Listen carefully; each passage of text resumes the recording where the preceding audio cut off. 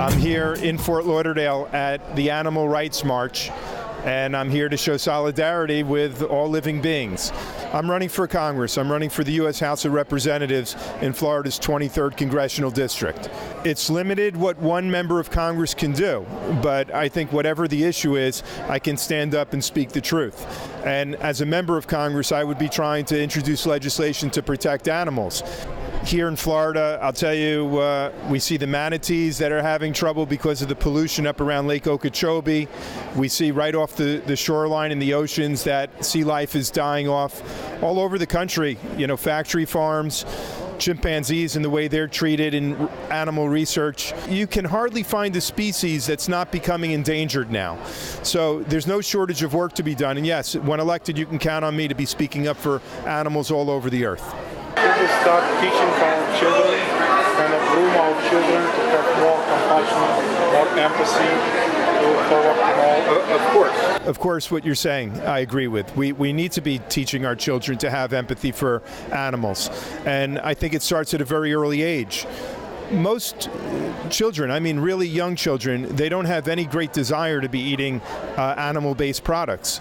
You know, we have an economy where it is not plant-based. It's an animal-based factory farming type of economy, and it is creating a lot of disease among human beings. So this is a very sick environment that we have in a sick type of an economy. Condition of these factory farms are shameful.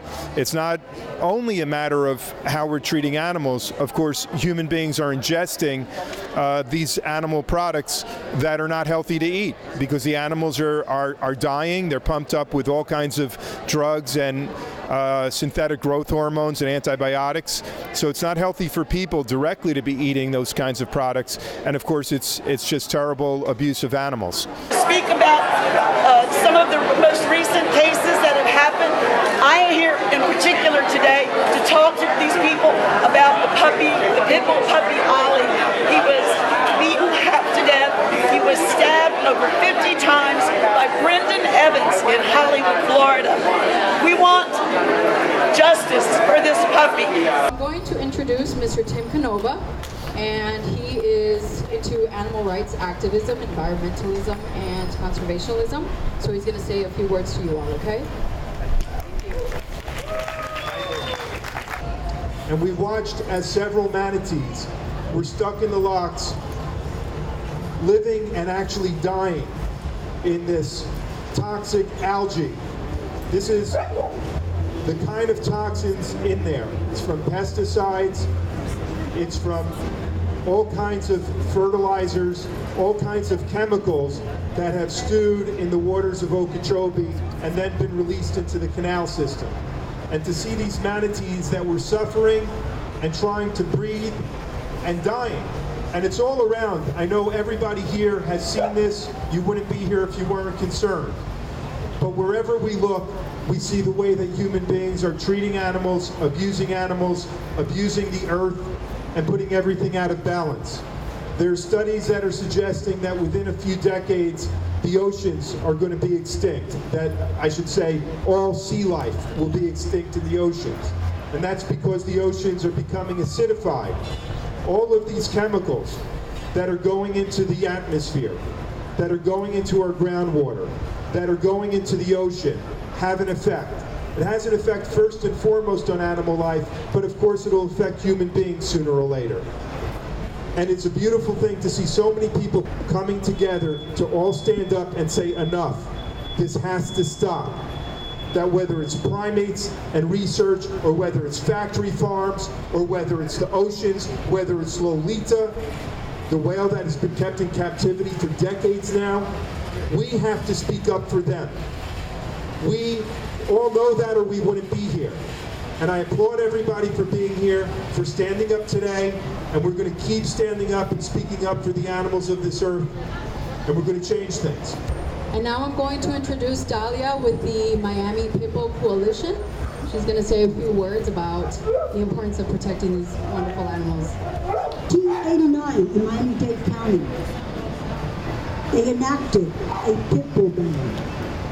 Thousands and thousands of innocent dogs have been killed. How did the coalition come to be? Well, my dog, was taken away by Miami-Dade Animal Services. I remember being on my hands and knees, hugging my dog, please don't kill him.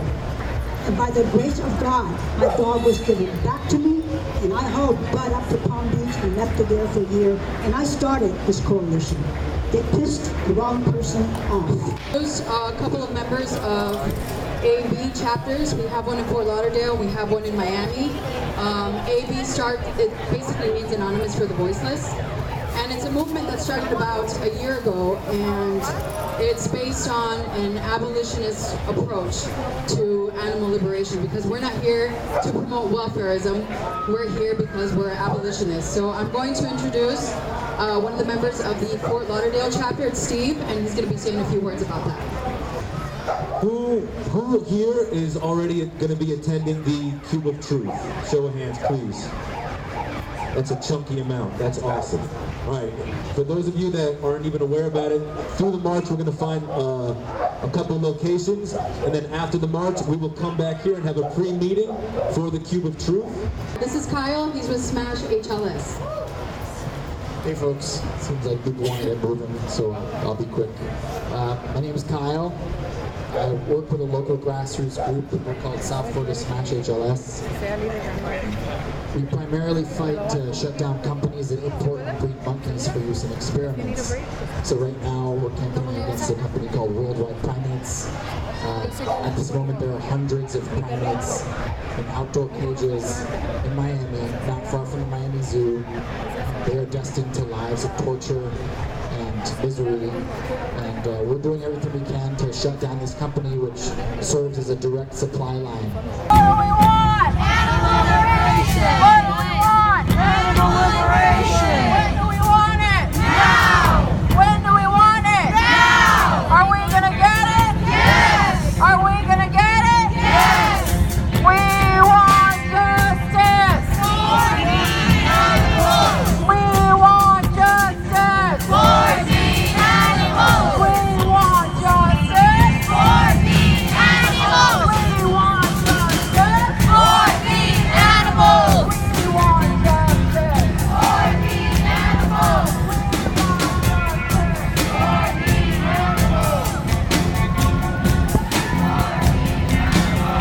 Animal testing is a trick! Animal testing is a trick! They make money and we get sick! They make money and we get sick!